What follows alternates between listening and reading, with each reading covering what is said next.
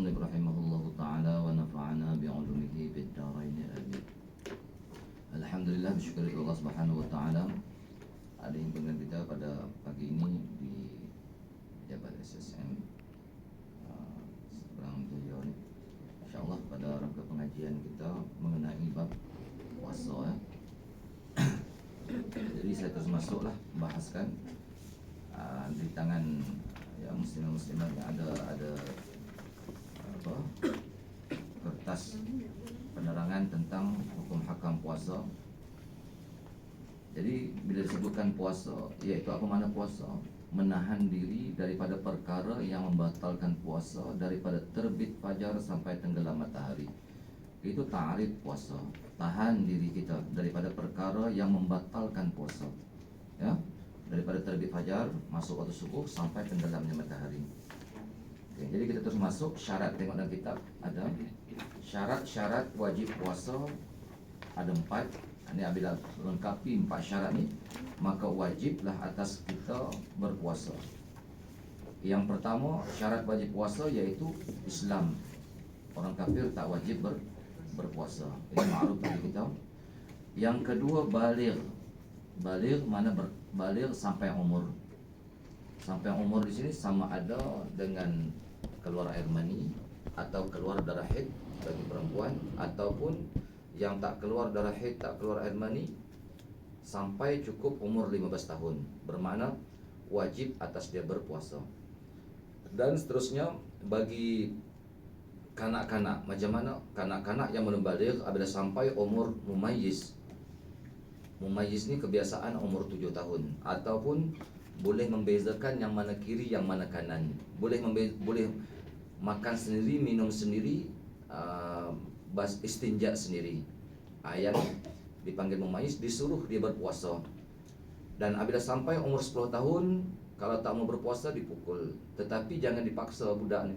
Jangan dipaksa sampai menghabiskan seharian berpuasa, takut mudarat. Tengok keadaan dia, takut bahaya. Okey, yang kedua baligh, yang ketiga berakal.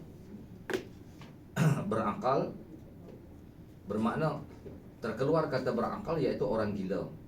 Orang gila tak wajib berpuasa dan batal puasa dia, walaupun gila satu lahazah, satu saat, 1 minit. Contoh gila. Apa makna gila?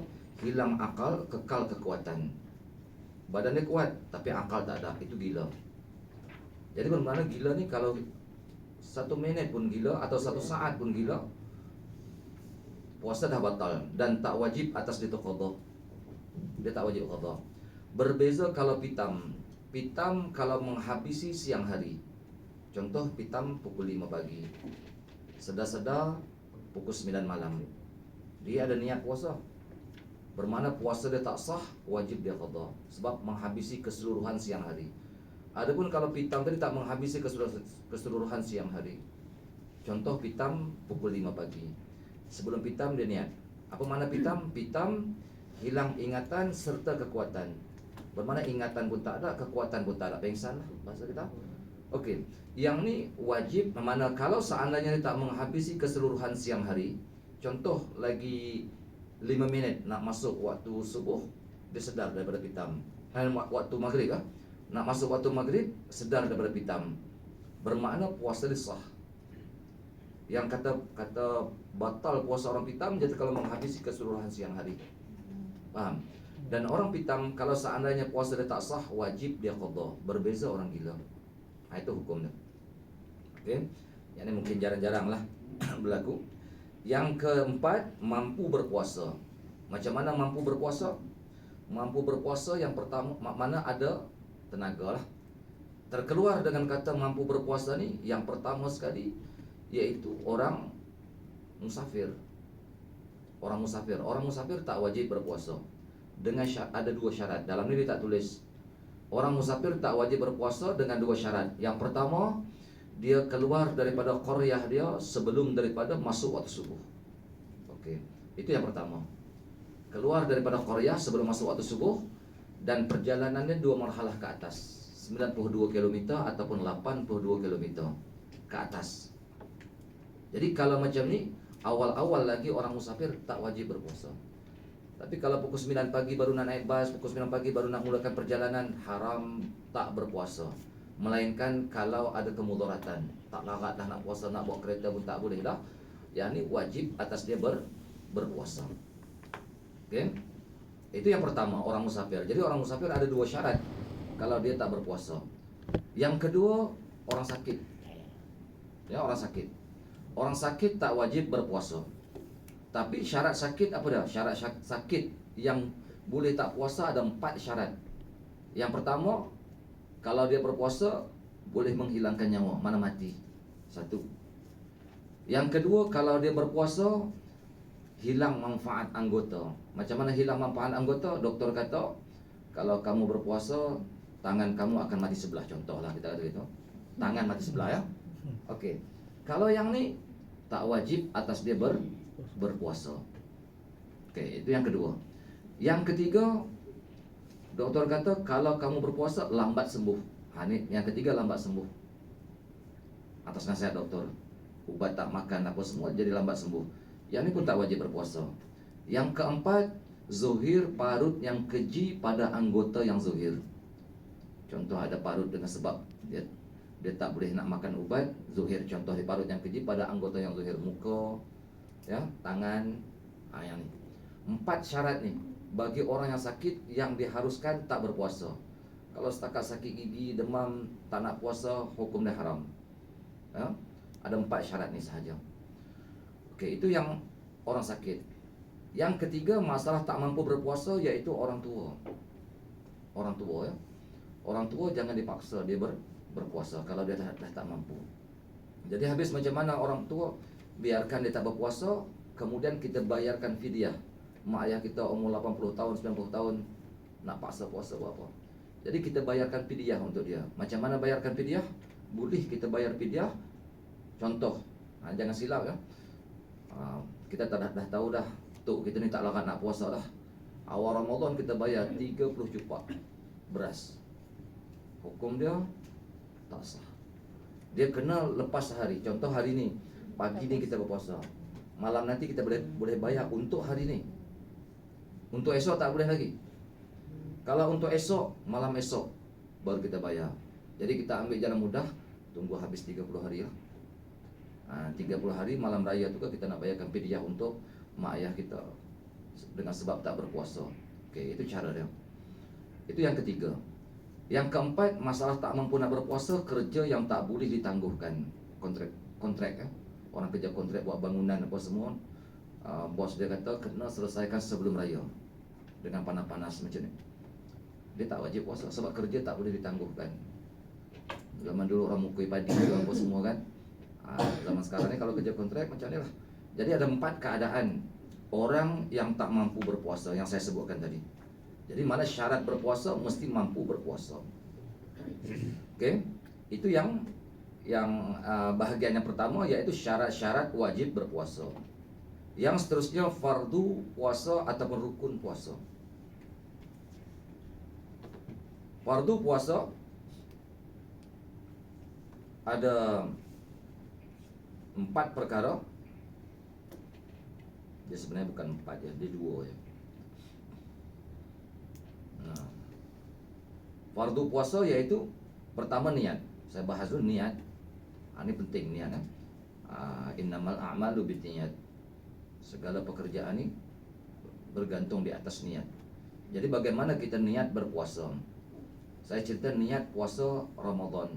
Puasa Ramadan niat mesti tabyid, memalamkan niat. Bermakna niat di waktu malam.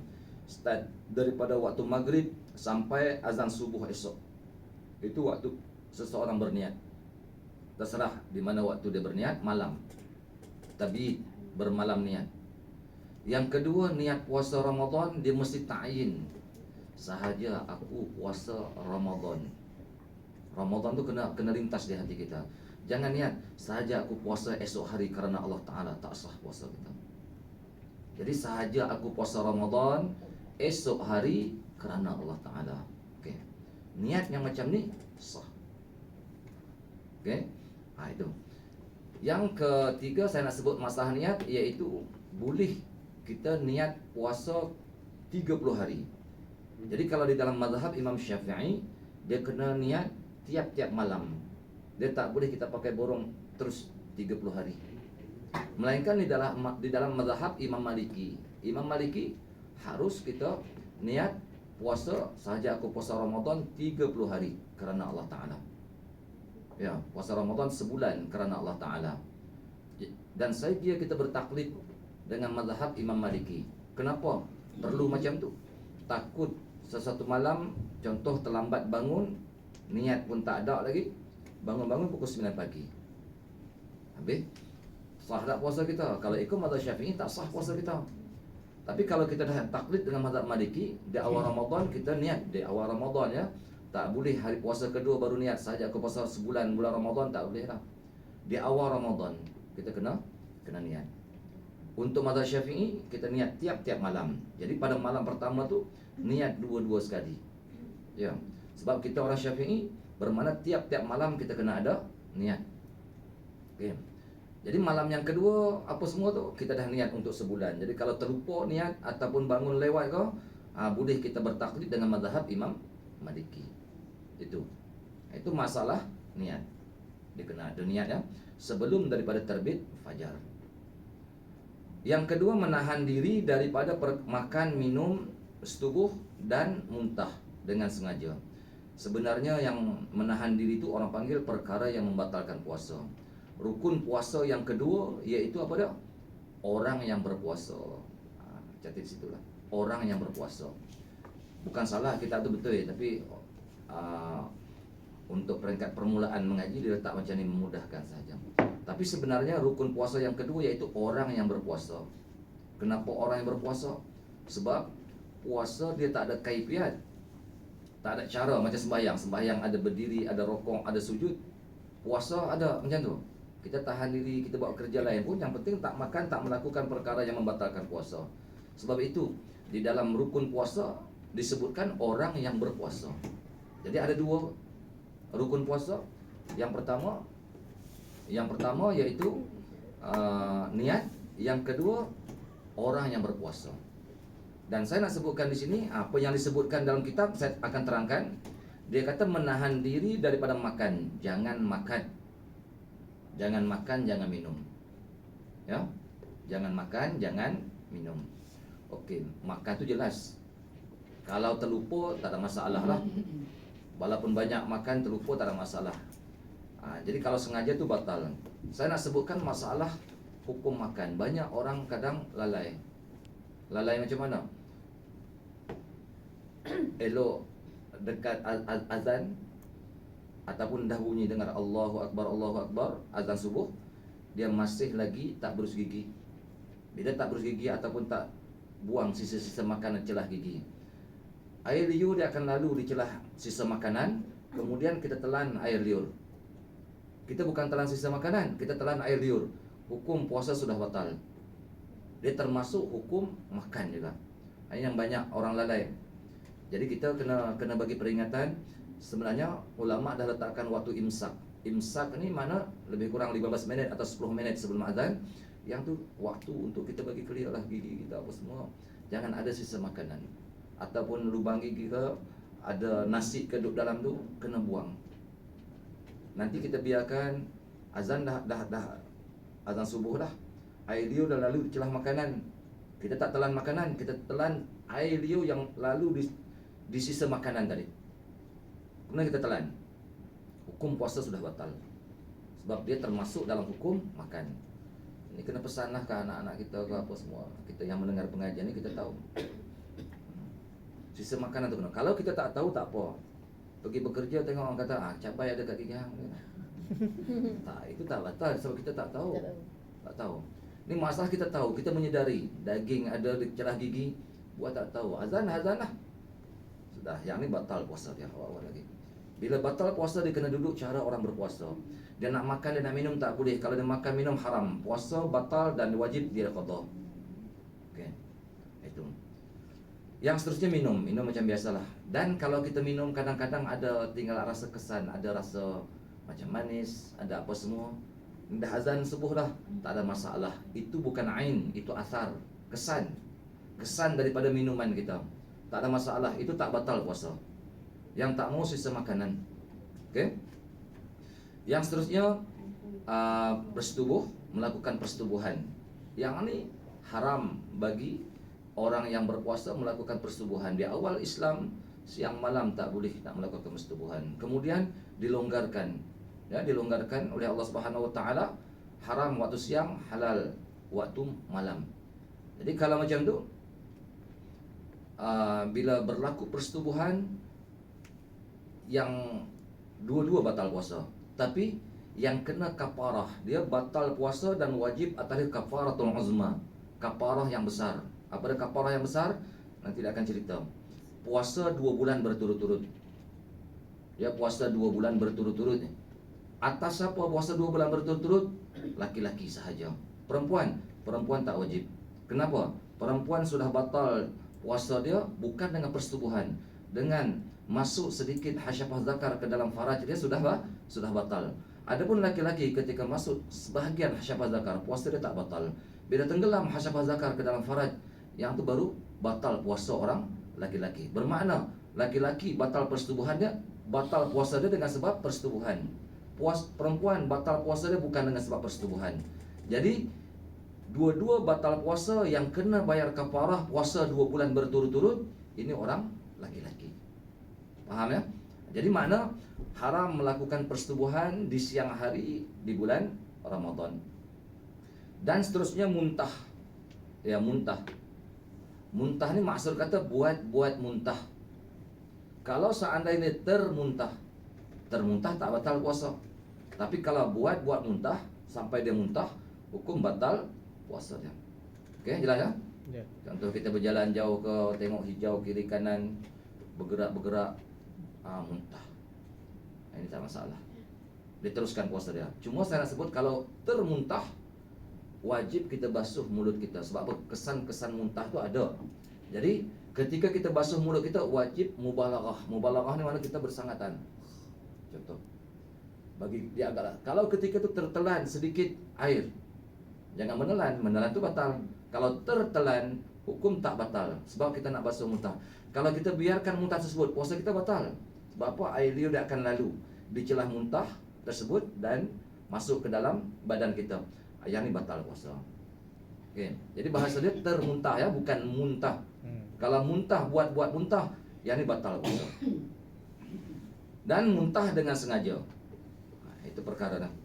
Jadi apa yang mana muntah? Muntah ni mana sesuatu yang sudah masuk ke dalam perut, keluar balik walaupun sekejap, walaupun tak berubah lagi. Bila sampai ke dalam perut, terkeluar balik, muntah. Jadi di bulan Ramadan kadang-kadang kita ada rasa tak? Terkeluar angin ya, angin dia tolak, dia sampai kepada makhraj kha di atas kan, kha ha ha.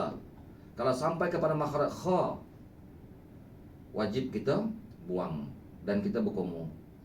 Tapi kalau ada rasa pedih-pedih dekat ha makhraj ha, yang ni tak ada masalah sebab dia tak sampai kepada makhraj kha.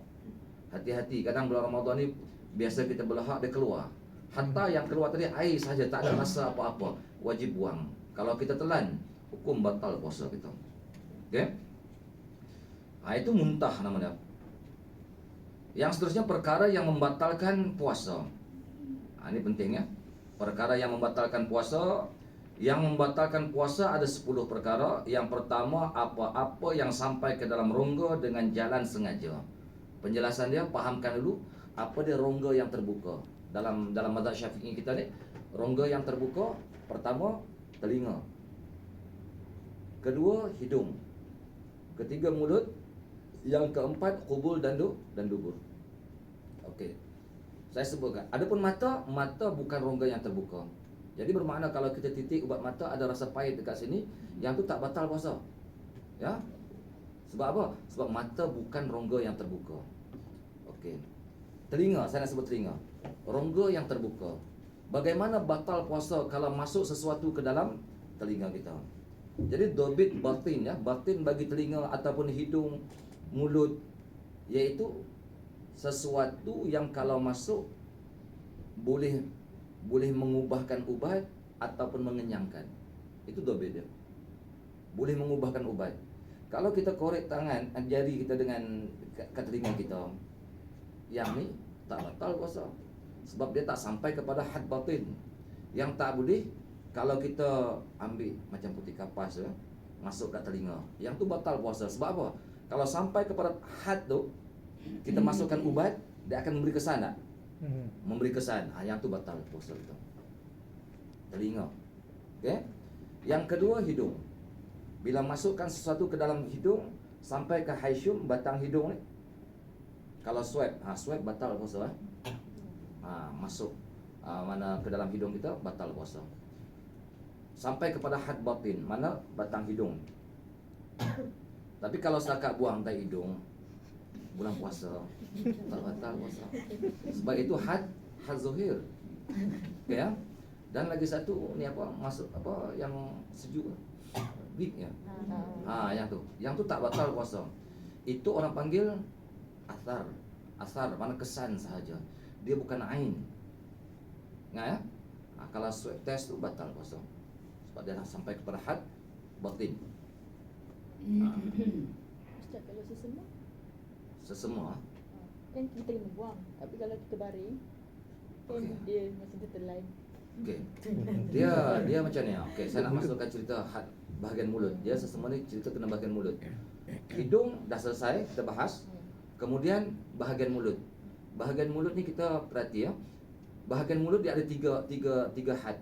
Pertama kha zuhir. Kedua ha di sini. Keempat ha di dada. Jadi kalau kha itu sepakat ulama mengatakan makhraj zuhir. Jadi kalau sampai makhraj zuhir kita telan batal. Kalau ha itu khilaf ulama. Sebahagian mengatakan makhraj zuhir, had zuhir, sebahagian mengatakan had batin. Kalau ha sepakat ulama mengatakan had batin. Jadi bila kita tahu dah tiga-tiga had ni, cuba kita perhati apa yang berlaku. Yang pertama, saya nak cerita gelmo. Sesemua mana ya, kita bila kita batuk, kita kadang daripada otak ataupun kita buat macam ni. Kan? Dia ada turun tak? Dia ada turun tu. Dia ada turun tu, kita tengok turun dia tu mana. Kalau kita buat tu, dia terus duduk di sini. Kadang-kadang kita tarik sesemua jadilah. Dia terus duduk di sini. Nak keluarkan tak boleh. Yang tu khilaf ulama. Sebahagian ulama kata batal, sebahagian ulama kata tak batal. Tapi kalau seandainya dia duduk, kita tarik macam ni, dia duduk di zahir kha. Dengan mana kalau kita buang, boleh kan? Kita buatnya tu, dia keluar. Kalau kita telan, batal puasa kita. Jadi hati-hati tu. Kalau sesemua tu, dia tak tentu keadaan. Kadang-kadang kita tak sengaja tarik macam tu kan. Tak tahu duduk di sini dah. Ya kan, jangan nak buat macam tak batal puasa. Tapi kalau kita tarik, duduk di atas. Kalau kha lah, kita boleh buang. Yang wajib buang. Kalau kita telan juga batal puasa kita. Hati-hati ya. Jadi kalau duduk dia kha, kena buang. Okey? Itu makan. Dan termasuk juga mulut kita tadi apa dia? Kalau air liur bersih, dia tak bercampur dengan apa-apa. Contoh air liur berada di had dia, di kawasan merah bibir kita ni, bawah ni, itu tak ada masalah lagi. Bibir kita basah macam ni, tertelan balik, tak ada masalah.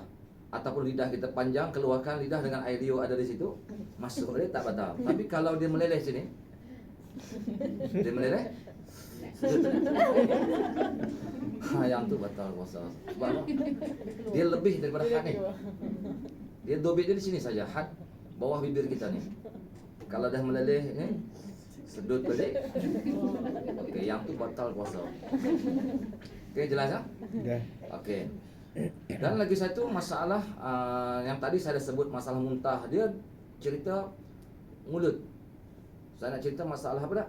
Masalah inhaler ya. Orang pakai orang asma. Asma. Jadi dia akan tuju dekat paru-paru kita. Paru-paru sebelah dada kita. Jadi kalau macam tu, orang pakai tu batal puasa. Ya. Dia kata macam mana orang asma nak berpuasa? Kalau dia dah tak mampu, dia termasuk dalam tak mampu nak berpuasa yang saya sebutkan tadi. Sakit. Kalau dia tak pakai, membahayakan diri dia. Jadi kalau dia pakai, batal puasa dia. Ada kemampuan, qada puasa. Okey. Jadi ada 3 benda yang saya sebut sekarang ya. Telinga, hidung, mulut. Yang seterusnya qubul dan dubur. Kalau seandainya qubul dan dubur di situ orang pakai tiup kencing ya bulan puasa, yang ni batal puasa. Tiup kencing itu batal sebab dia sudah masuk ke dalam rongga yang terbuka. Kentut dalam air batal puasa. Ataupun yang batal, masalah berak ni kena hati-hati sekarang. Kalau saja buat itu batal. Contoh dia najis nak keluar, kemudian dia nak keluar sampai hazuhir, kemudian dimasukkan balik. Ya, itu batal puasa. Ya? Batal puasa. Tapi kalau jenis kita najis kerah, kena kerat, kan? Masuk balik. Kena potong, ya terpaksa potonglah. Jadi masuk balik. Yang tu tak batal puasa sebab tak mampu. Tapi kalau dia berkemampuan, dia buang terus, kena buang. Jadi mana yang tu keadaan dia tak mau masukkan sesuatu ke dalam rongga yang terbuka. Okey, itu dah saya sebutkan 5 anggota rongga yang terbuka. Dan termasuk dalam rongga yang terbuka apa dia? Ruang otak kita ni dan perut. Kalau orang tikam masuk dalam rongga yang otak kita ni, dia ada kosong kan dalam kan? Tikam masuk batal puasa. Tikam perut masuk pisau batal puasa. Okey. Dan saya nak sebutkan juga masalah injection di bulan puasa. Ambil darah, cucuk di badan kita. Jarum-jarum cucuk di badan. Bulan puasa ada 3 khilaf ulama.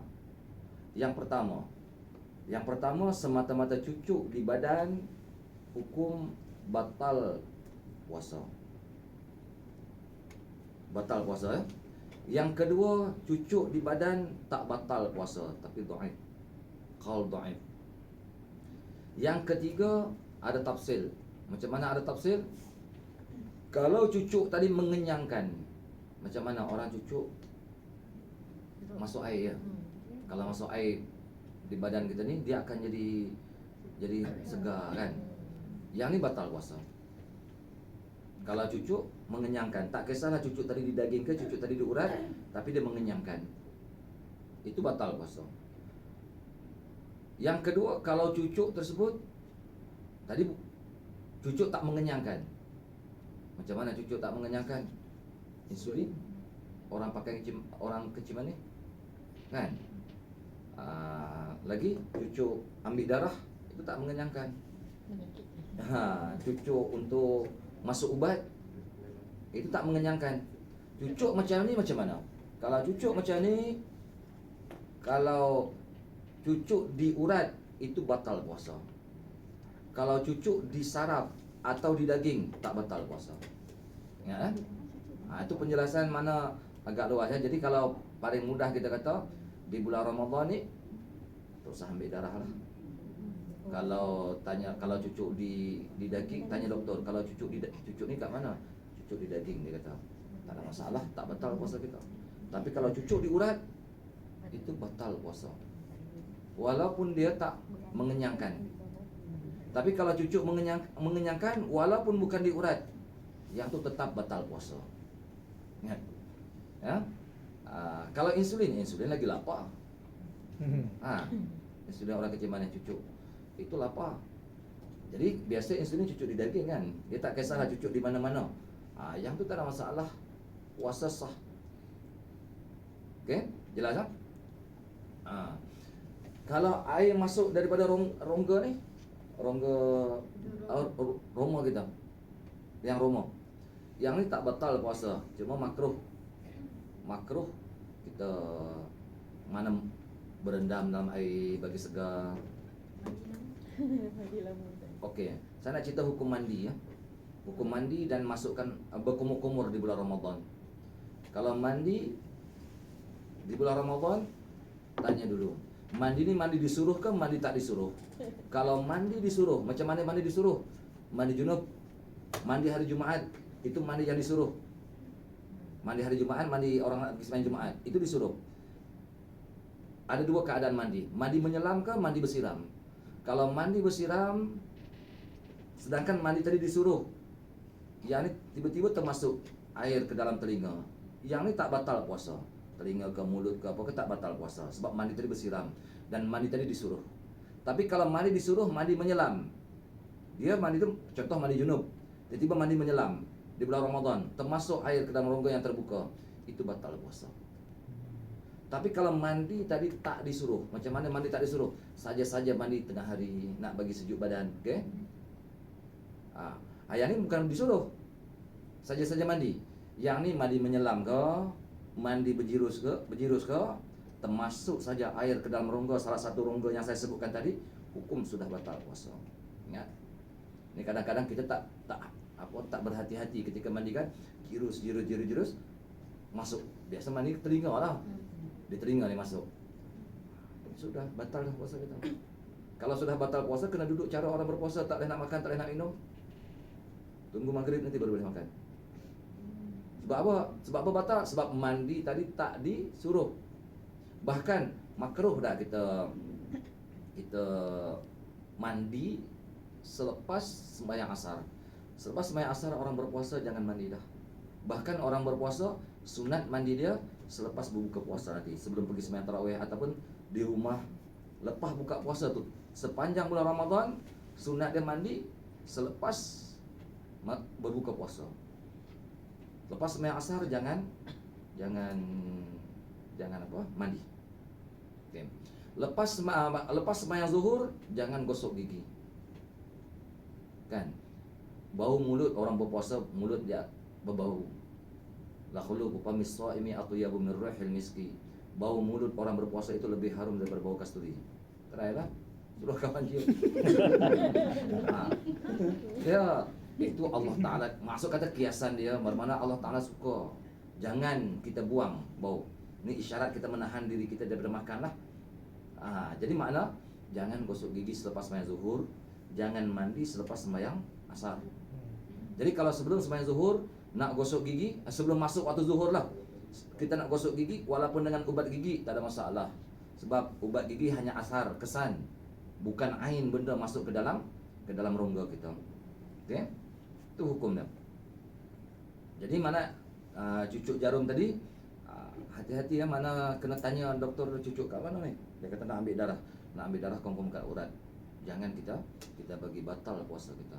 Melainkan kalau kita taklid atas kaul yang pertama. Cucuklah di mana-mana pun kaul yang kedua. Cucuklah di mana pun, kenyang sekalipun, itu tak batal puasa kita. Okey, jelas tak? Dan seterusnya atau kepala. Kepala ni mana rongga kepala ni? Orang tikam kepala kita sampai ke dalam, hukum batal puasa. Dan suntikan di dalam salah satu daripada dua jalan, iaitu kubur dan dubur. Yang tu saya dah sebutkan tadi, saya tak perlu cerita panjang. Dan seterusnya mamah dengan sengaja. Muntah ya, muntah dengan sengaja. Saya dah terangkan tadi juga dah. Dan seterusnya persetubuhan dengan sengaja di kemaluan. Yang ni pun batal puasa, saya dah terangkan tadi. Apabila berlaku persetubuhan di siang hari bulan Ramadan, batal puasa. Melainkan ini yang disebutkan, dia kata bukan dengan setubuhan, dia langgar hayak dulu, diminum air dulu, batalkan puasa dia. Itu orang panggil fiqhud dhar, fiqh mudarat. Makin mengaji, dia hukum hakam dia tahu, dia buat benda tu. Dia batalkan puasa dulu, baru dia melakukan persetubuhan. Dia tak kena kafarah 30 hari, tapi tetap berdosa sebab dia membatalkan puasa dia. Tapi batal puasa tadi bukan dengan sebab persetubuhan, dengan sebab minum. Ya, yang tu hukum berdosa. Okey, yang seterusnya keluar mani kerana menggauli perempuan. Bukan syarat di situ ya. Keluar air mani di sini pertama mana dengan keluar dengan sendiri ke, dia sendiri yang, kalau dengan mimpi tak batal lah. Tapi kalau dia keluarkan dengan sendiri, itu batal puasa. Ataupun dengan berfikir. Macam mana berfikir? Kalau berpikir adat dia tak keluar air mani, tiba-tiba bulan Ramadan dia berpikir keluar air mani, yang tu tak batal puasa. Tapi kalau kebiasaan dia berpikir mesti keluar air mani, di bulan Ramadan dia berpikir tiba-tiba keluar air mani di bulan Ramadan, yang tu batal puasa dia. Sebab adat kebiasaan dia bila dia berpikir keluar air mani. Faham? Yang ni batal puasa kalau seandainya berlaku macam tu. Okey. Yang seterusnya batal puasa haid. Ini bagi perempuan. Haid yang ni tak sah puasa dia, dan dia boleh dia nak masak ke dia nak makan apa semua, jangan kata apalah. Itu harus bagi diri dia.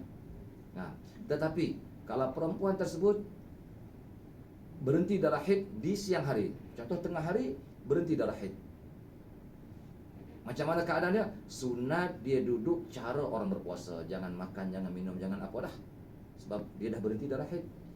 Puasa dia tak sah lah sebab dah tengah hari berhenti darah haid. Jadi sunat dia duduk cara orang berpuasa. Okey, jelas tak? Yang seterusnya nifas. Termasuk nifas ni mana bersalin. Nifas darah yang keluar selepas kosong rahim daripada sesuatu.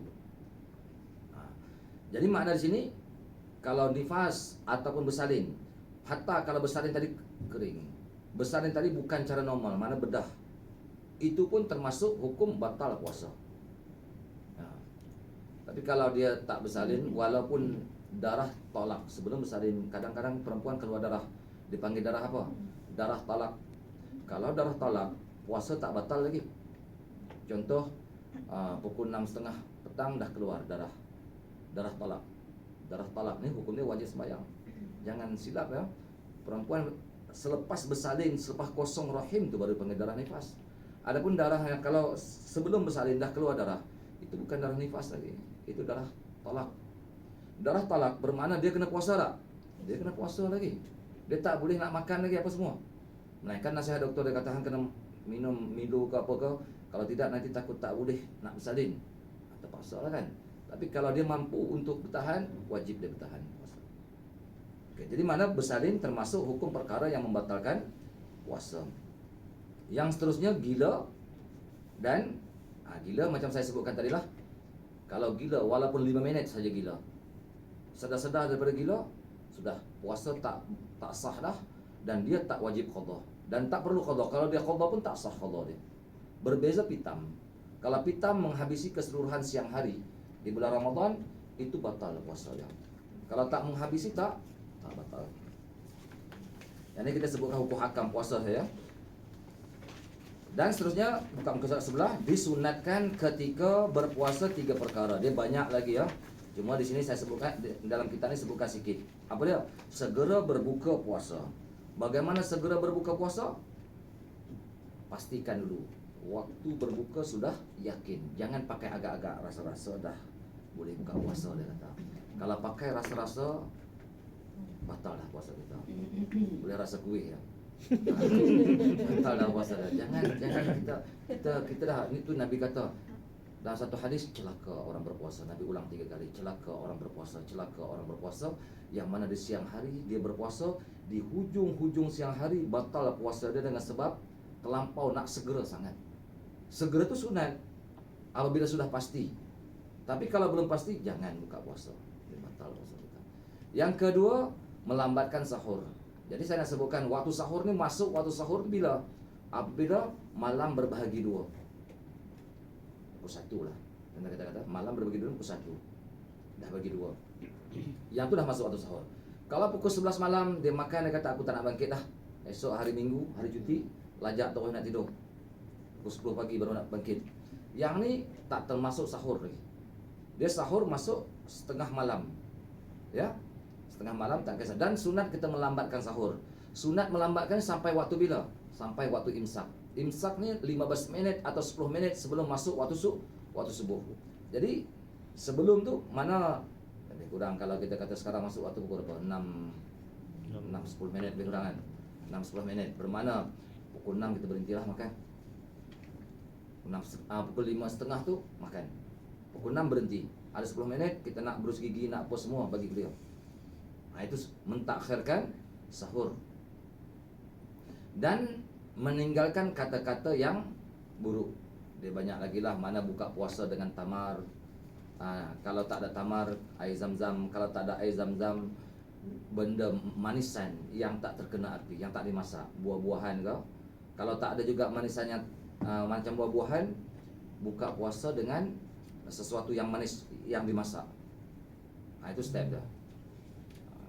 Boleh makan minum air ke apa ke, tapi kita makan benda manis, dia menambahkan tenaga.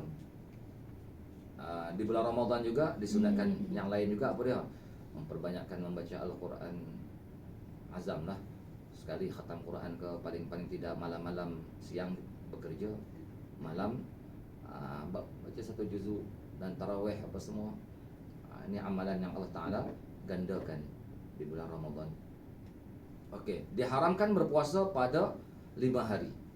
Apa dia? 2 hari hari apa? 2 hari raya. 2 hari raya mana Aidil Fitri, Aidil Adha. Kenapa haram berpuasa? Sebab berpaling daripada jamuan Allah. Allah Ta'ala, mana hari raya itu Allah Ta'ala jamu seluruh dunia.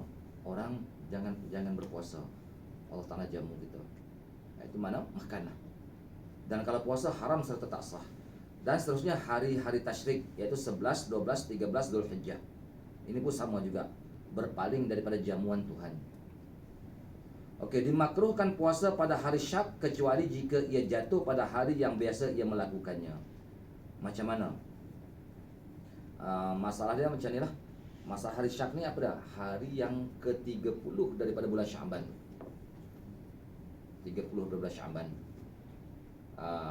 Dan ada orang bercakap-cakap tentang dia kata hari 30 bulan Syaban tu ialah 1 Ramadan. Sedangkan pemerintah tak umumkan. Ini zaman dulu, zaman sekarang tak mungkin tak berlaku dah kan. Zaman sekarang tak berlaku dah. Sebab di TV, di radio semua dah diceritakan waktu berpuasa. Jadi kalau hari Syak, mana 30 Syaban, kerajaan tak umumkan dan manusia ada bercakap, dia kata hari ni 1 Ramadan. Jadi kita nak melakukan puasa sunat, tak boleh. Melainkan kalau puasa tu puasa adat kita Isnin Khamis, atau ada puasa qada, ada puasa kafarah, ada puasa nazar yang kita kena lakukan. Yang ni walaupun pada hari Syak boleh kita lakukan puasa qada. Dan dalam ni tak sebut ya, puasa atas pada nisfu Syaban. Kan nisfu Syaban dah lepas dah. Ni kita tinggal berapa hari lagi nak puasa ni. Atas pada nisfu Syaban haram berpuasa. Melainkan kalau kita berpuasa pada 15 Syaban tu kita berpuasa dan terus kita berpuasa. Kalau kita berhenti, haram kita berpuasa dah. 15 Syaban tu kena berpuasa, 16, 17. Contoh 19 kita berhenti. 19 berhenti, 20 nak puasa tak boleh. Allah Ta'ala larang. Sebab apa? Untuk kita bersedia menghadap bulan Ramadan. Melainkan kalau puasa adat. Kita ni Isnin Khamis. Pada 15 Syaban kita tak berpuasa, tapi hari Isnin kita berpuasa. Memang dah jadi biasa puasa Isnin Khamis. Yang ni tak ada masalah. Atau ada puasa qada. Kan? Time ni kita kalau nak qada pun. Yang ni tak ada masalah atas pada nisfu Syaban. Atau puasa nazar, ada puasa kafarah atas pada nisfu Syaban. Hukum harus seseorang melakukan puasa. Okey, jelas ya? Jadi kita akan buat soal jawab sat lagi ya. Kita nak habis dulu. Siapa yang bersetubuh di siang hari di bulan Ramadan dengan sengaja pada kemaluan, atasnya ganti. Kena qada puasa dan kafarah. Apa makna kafarah? Iaitu membebaskan hamba perempuan yang beriman. Tak ada dah zaman sekarang hamba.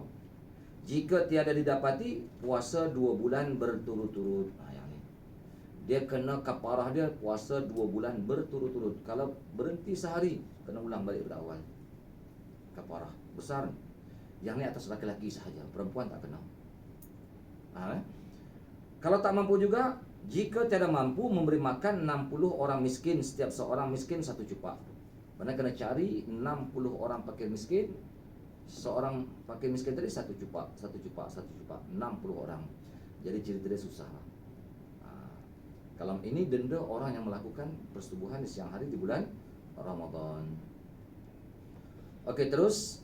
Dan sesiapa yang meninggalkan meninggal sedang ia masih belum puasa ganti di bulan Ramadan, diganti dengan memberi makan kepada fakir miskin setiap hari 1 cupak oleh keluarganya.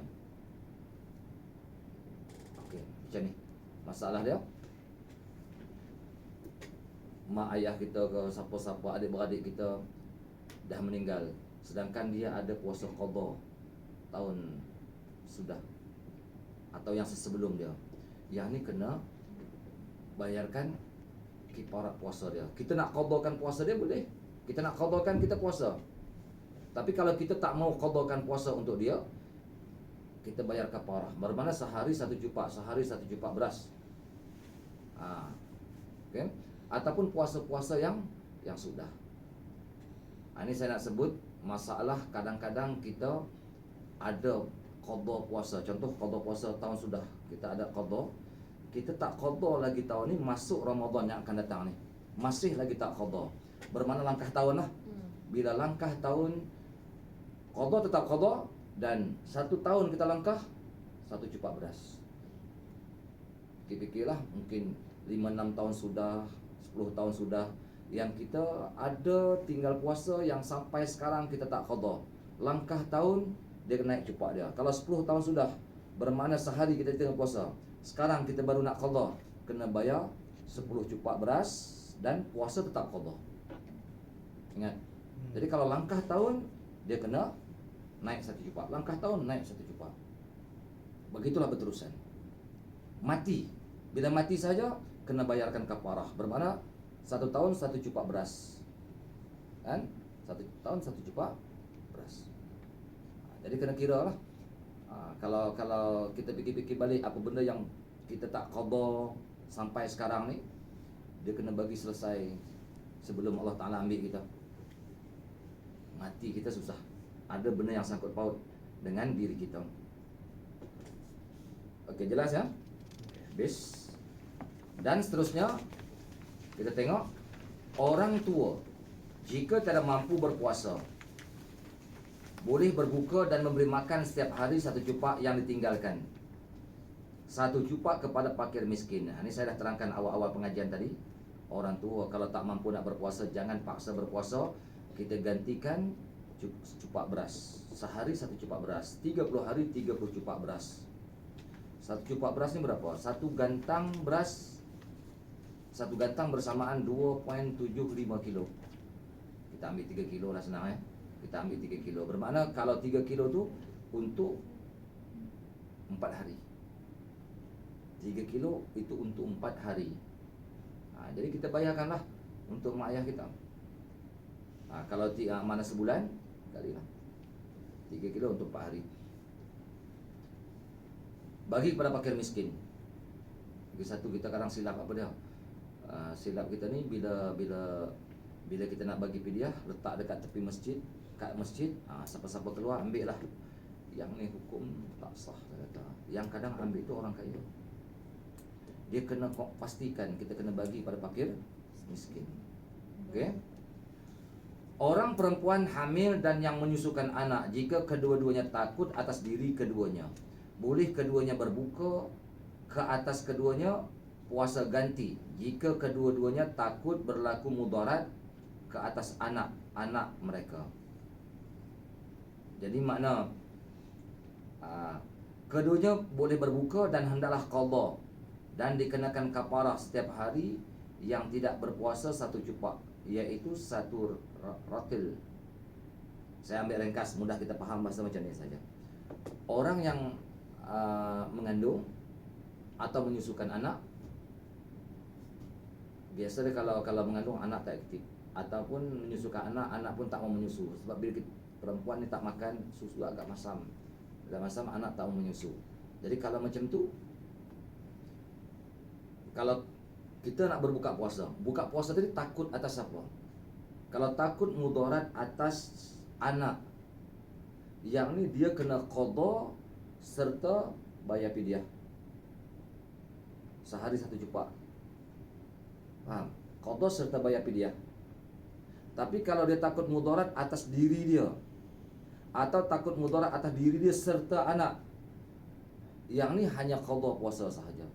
Dia tak perlu bayar fidyah. Ini bagi perempuan-perempuan yang mengandung, keadaan dia macam tu. Kalau dia takut mudarat atas diri dia, hanya qadha puasa. Kalau takut mudarat diri dia serta anak, atau takut mudarat diri serta anak, itu hanya qadha sahaja. Kalau takut mudarat atas anak sahaja, yang ini kena qadha serta bayar fidyah. Nah, kena bayar fidyah. Itu hukumnya. Dan seterusnya, orang sakit, orang musafir, kedua-duanya boleh berbuka dan menggantikan. Saya dah sebut tadi awal-awal pengajian, hukum orang musafir, hukum orang sakit. Jadi sakit yang diharuskan berbuka puasa apa dia? Sakit yang boleh menghilangkan nyawa, hilang manfaat anggota, lambat sembuh. Yang terakhir zuhir parut yang keji. Kalau orang musafir harus berbuka puasa apabila dia keluar daripada qaryah dia sebelum masuk waktu subuh, dan perjalanannya mesti 2 marhalah ke atas. Okey. Itu makna orang yang musafir. Dan itu hukum berpuasa. Dan saya nak sebut juga masalah apa juga amalan-amalan yang perlu. Ini sampai pukul berapa ni? Habis 10 Tak ada. Saya nak sebut sikit masalah amalan. Kita kata insya-Allah, mana kalau hari ni hari awal Ramadan jatuh hari Ahad, kemungkinan besar Lailatul Qadar jatuh pada malam 29. Ini kaedah Imam Ghazali ya. Kaedah Imam Ghazali yang disebutkan dalam kitab Rukunan. Jadi insya-Allah puasa kita jatuh hari Ahad ni. Jadi untuk kita ambil Lailatul Qadar. Apa makna Lailatul Qadar? Lailatul Qadar ni paling kurang kita nak dapat pahala 1000 bulan, iaitu kita sembahyang Isyak secara berjamaah, subuh secara berjamaah. Paling kurang dapatlah pahala Lailatul Qadar. Jadi ambil malam 29 insya-Allah tahun ni. Okey, jadi yang tu hukum hakam berpuasa. Kalau ada persoalan, Sebelum soalan. faham ya? InsyaAllah. Kalau tak ada, kita sampai pukul 10 saja. Tak ada ya? Okay. InsyaAllah mana setakat yang dapat saya sampaikan ya. Okay. Yang benar-benar daripada Allah Subhanahu Wa Taala, yang mana kekurangan daripada kelemahan saya sendiri sama kemaafan. Wabillahi taufiq wal hidayah. Wassalamualaikum warahmatullahi wabarakatuh. Ini tolong edarkan sikit khatam Quran ya sebelum